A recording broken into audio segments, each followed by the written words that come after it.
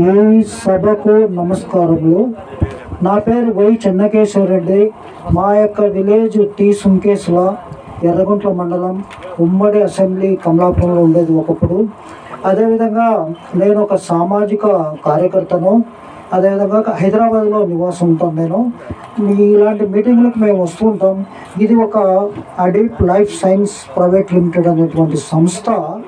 ఇలాంటిది డ్రగ్స్ దీంట్లో ఉన్నటువంటి ఇబ్బందులు, అదేవిధంగా స్థానిక ఉద్యోగాలు ఇవన్నీ చెప్పాలి. ముఖ్యంగా ఇది పొల్యూషన్కు సంబంధించింది కాబట్టి పొల్యూషను అంటేనే భూమి, గాలి, నీరు ఈ మూటికి కూడా ఎలాంటి ఇబ్బంది రాకుండా ప్రొపోనెంట్ గారు చూసుకోవాలని మేము చెప్తా ఉన్నాం. ముఖ్యంగా భూగర్భ జలాల గురించి కన్సల్టెంట్ గారు రాశారు. ఇవి 10502012 నిర్దేశించిన ప్రమాణాల కంటే తాగడానికి పనికిరావని రాశారు. నేను ఒక రిక్వెస్ట్ చేస్తున్నాను, వాళ్ళు యథార్థం రాసినందుకు ధన్యవాదాలు.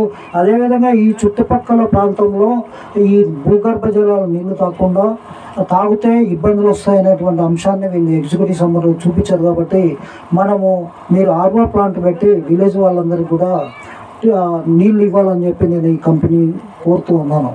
ఇంకా మరొక అంశం ఏంటంటే భూగర్భ జలాలకు సంబంధించినటువంటిది ఎటువంటి పరిస్థితుల్లో ఒక్క చుక్క కూడా భూమిలోకి పోదని జీరో డిశ్చార్జ్ అని చెప్తా ఉన్నారు. జీరో డిశ్చార్జ్ అంటే ఒక్క చుక్క కూడా భూమిలోకి పోకుండా చూద్దాం అనేటువంటిది అంశం. దానికి సంబంధించినటువంటి అంశంలో మనకు జీరో ఎఫ్లెంట్ సిస్టమ్ అనే ప్లాంట్ అని రాశారు. It is not correct. Effluent ప్లాంట్ను మీరు ఏర్పాటు చేస్తారా, చేస్తే ఎంత కెపాసిటీ చేస్తారు, దాని యొక్క మార్గదర్శకాల గురించి కన్సల్టెంట్ కానీ ప్రొపోనెంట్ గారు కానీ పూర్తి స్థాయిలో చెప్పాలి. ముఖ్యంగా భారతదేశంలో కేంద్ర ప్రభుత్వము అదేవిధంగా స్టేట్ గవర్నమెంట్ ఎఫ్లెంట్ ప్లాంట్ అనేది కంపల్సరీగా ఉండాలి. ఎందుకంటే ఈ యొక్క పెద్ద ప్లాంట్ కాబట్టి వీళ్ళు పెడతారని నేను ఆశిస్తున్నాను. ఇందాక దాని గురించి క్లుప్తంగా కన్సల్టెంట్ గారు చెప్పలేదు. అదేవిధంగా వాటర్ ట్రీట్మెంట్ గురించి చెప్పారు. మురికి నీటిని శుద్ధి చేసి అది మేము వాడుకుంటాం, అదేవిధంగా ఇవన్నీ చేస్తామని కూడా చెప్పడం జరిగింది. ముఖ్యంగా ఏదైతే ఎఫ్లెంట్ ప్లాంట్ ఉందో ఆ ఎఫ్లెంట్ ప్లాంట్కు ఖచ్చితంగా సపరేట్ మీటర్ను పెట్టి అది ఎప్పుడు 24 hours నడిచేగా చూడవలసిన బాధ్యత ఉంది. అలా నడవనప్పుడు కంపల్సరీగా మనకు అందరు కూడా భూగర్భ జలాలు నాశనమై తాగడానికి పనికి రాకుండా జబ్బులు రావడానికి అవకాశం వస్తుంది. ఎందుకంటే మా అధ్యయనంలో తేలినటువంటి అంశం. ఎందుకంటే కన్సల్టెంట్ గారు యథార్థాన్ని ప్రజలకు చెప్పాడు కాబట్టి మేము కూడా యథార్థాన్ని చెప్తా ఉన్నాం. ఖచ్చితంగా దీని గురించి చెప్పాలని ప్రజలందరికీ ఎఫ్లెంట్ ప్లాంట్ గురించి, అదేవిధంగా నీటి శుద్ధి కేంద్రం ఎన్ని చేస్తారు ఎట్లా అనేది. ఇంకా ముఖ్యంగా మనకు ఉన్నటువంటి సమస్య ఏంటంటే ఎంవైఎఫ్సిసి వాళ్ళ యొక్క గైడ్లైన్స్ ప్రకారం స్థానికులకు ఉద్యోగం ఇవ్వాలి, ఉపాధి ఉద్యోగాలు ఇవ్వాలా. ముఖ్యంగా వీళ్ళు చెప్పినటువంటి అంశాలు మాకు కూడా జరిగినాయి. గేట్ కాడికి వెళ్తే లోపలికి రానియరు. మేము సమాజ సేవకులైనప్పటికీ కూడా వాళ్ళు రానియరు. ముఖ్యంగా నేను రిక్వెస్ట్ చేసేది ఏంటంటే ఈ యొక్క జగనన్న మేఘా వాళ్ళు సంబంధించిన వాళ్ళు ఎవరైనా వస్తే వాళ్ళు కొంచెం మాట్లాడాలని నేను కోరుకుంటూ ఉన్నాను. ముఖ్యంగా గేటు ముందర PRO నెంబర్ పెట్టి ఎవరు వచ్చినా సరే, రైతులు వచ్చినా, మామూలు వచ్చినా, ఉద్యోగస్తులు వచ్చినా, ఉద్యోగాల గురించి వచ్చినా, లేదా సమాజ సేవకులు వచ్చినా అందరూ కూడా వాళ్ళను లోపల అలో చేసి వాళ్ళతో మాట్లాడాలి. అలా మాట్లాడకుండా తప్పించుకుంటే ఇప్పుడు నాలాంటి వాళ్ళ కొంతమందికి ఈ యొక్క విషయాలు తెలుస్తాయి. సామాన్య జనానికి ఈ ఎఫ్లెంట్ ప్లాంట్ అంటే అదంటే తెలియదు. కాబట్టి మాలాంటి వాళ్ళు వచ్చినప్పుడు ఖచ్చితంగా ఎఫ్లెంట్ ప్లాంట్ను దర్శిస్తాం. అదేవిధంగా దాంట్లో ఏ లోటుపాట్లు ఉన్నాయో ఖచ్చితంగా ప్రభుత్వ దృష్టికి తీసుకెళ్తాం. ముఖ్యంగా స్థానిక విషయాల గురించి నేను మాట్లాడేటువంటి విషయాల్లో మేము సిమెంట్ కంపెనీస్ గురించి మాకు కూడా ల్యాండ్ పోయింది కాబట్టి సిమెంట్ కంపెనీలతో పాటు ముఖ్యంగా ప్రభుత్వం ఏం చెప్తుందంటే మన యొక్క కడప జిల్లాను అదేవిధంగా కర్నూలు జిల్లాను వాళ్ళు పూర్తి స్థాయిలో అభివృద్ధి చేస్తామని, ఓర్వకల్లు, జగనన్న ఇండస్ట్రియల్ హబ్ ఈ రెండును కూడా బాగా డెవలప్ చేయాలని చెప్పేసి ఈ ప్రభుత్వం చేస్తూ ఉంది.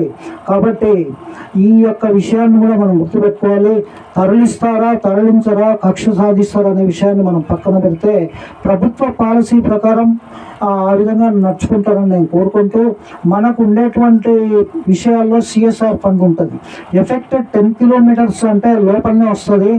బయట యొక్క గ్రామాలు, లోపల గ్రామాలు ఏమైనా ఉంటే వాళ్ళకు సిఎస్ఆర్ ఫండ్స్ ఖచ్చితంగా వాళ్ళకే ఖర్చు పెట్టాలి. ఇంకొక విషయం ఏంటంటే, ఒక ఆయన చెప్పాడు, ఒక సార్ చెప్పాడు, ఆధార్ కార్డు ఆధారంగా జాబ్స్ ఇవ్వమని చెప్పి.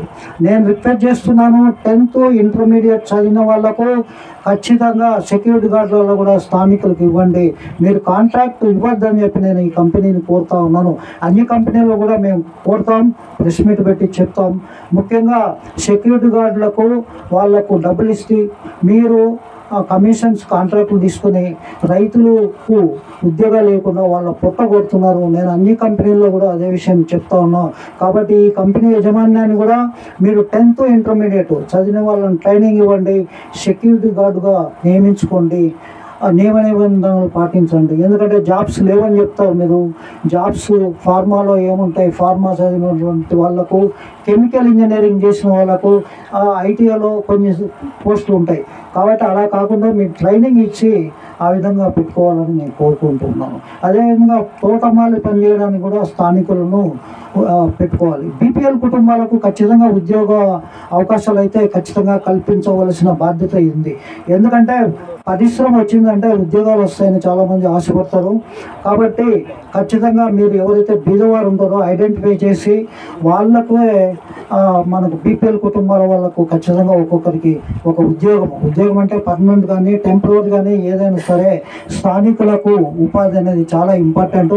ఆ విధంగా అడుగులేస్తారని చెప్పి ఈ కంపెనీ యజమాని కోరుకుంటూ ఉన్నాను. ముఖ్యంగా మనకు ఉన్నటువంటి ఇండస్ట్రీస్ పాలసీ ప్రకారము ఇండస్ట్రీస్లో ఈ యొక్క ఫార్మా కంపెనీలో చాలామంది వద్దని చెప్తారు. కానీ యాక్చువల్గా అయితే నేను వ్యతిరేకించేవాడిని, కానీ వ్యతిరేకించను. స్థానికుని ఉన్న కడప జిల్లాలో మేము చాలా దగ్గర వ్యతిరేకించడం అంటే ఈ ఎఫ్లెంట్ ప్లాంట్ సరిగా పనిచేయవు, ఎస్టీపీ పెట్టారు. ఇప్పుడు బొగ్గ ఆధారితంగా మనకు ప్రాబ్లం వచ్చేదానికి అవుతుంది. బొగ్గును ఇవన్నీ ఈ యొక్క కెమికల్కి సంబంధించింది. కాబట్టి ఏది ఏమైనప్పటికీ ఈ పరిశ్రమ రావడం వల్ల వెల్కమ్ చెప్తూ నా యొక్క సలహాలు సూచనల ద్వారా మీరు అవన్నీ పాటిస్తారని కోరుకుంటూ, ముఖ్యమైనటువంటి అంశం ఏంటంటే కనీసం పక్క కంపెనీ వాళ్ళు రానికపోయినా మీరైనా సరే అండర్ కన్స్ట్రక్షన్ అయిపోయిన తర్వాత ఖచ్చితంగా మాలాంటి వాళ్ళు వస్తే లోపలికి అలో చేయండి, లోపల చూపించండి. ఆ విధంగా చూపించినట్లయితే పారదర్శకంగా మీరు కంపెనీని చేసినట్లయితుంది. కంపెనీ ప్రజలు కూడా చాలామంది చాలా సంతోషిస్తారు. వాళ్ళ కోసమే ప్రభుత్వాలు, స్థానికులు, అదేవిధంగా రాజకీయ నాయకులు, సమాజ సేవకులు పనిచేస్తారు. కాబట్టి మా యొక్క నినాదం ఒకటే, కంపెనీ సంబంధించిన విషయాలు public and industry between relation ఉండాలి. ఈ ఇండస్ట్రీస్తో మాట్లాడాలంటేనే ప్రజలను అలో చేయరు. కాబట్టి ప్రజలతోటి మీరు కమిటీ చేసి ఆ విధంగా చేయాలి. ఇంకొక పర్సనల్ రిక్వెస్ట్ ఏంటంటే, ఎన్జిఓ మిత్రులు చాలామంది ఇక్కడ అనంతపురం, కర్నూలు, అదేవిధంగా కడప నుంచి వచ్చారు. వాళ్ళకు కూడా ఉపాధి దొరకాలి. కాబట్టి మీరు ఏదైతే 33% చెట్లను పెంచుతారో అవి వాళ్లకు కాంట్రాక్ట్ ఇవ్వాలని, లేదా స్వచ్ఛందంగా మేము పాల్గొని చెట్లు నాటుతామని మేము విజ్ఞప్తి చేస్తూ, మీకు పర్మిషన్ వచ్చిన తర్వాత కూడా మేమందరం వచ్చి అన్ని గమనిస్తాం, చెట్లు నాటుతామని విజ్ఞప్తి చేస్తూ దీనికి మోస్ట్ వెల్కమ్ చెప్తూ ఎంఐసికి సిఫార్సు చేస్తున్నాం. నమస్తే, థ్యాంక్ యూ వెరీ మచ్.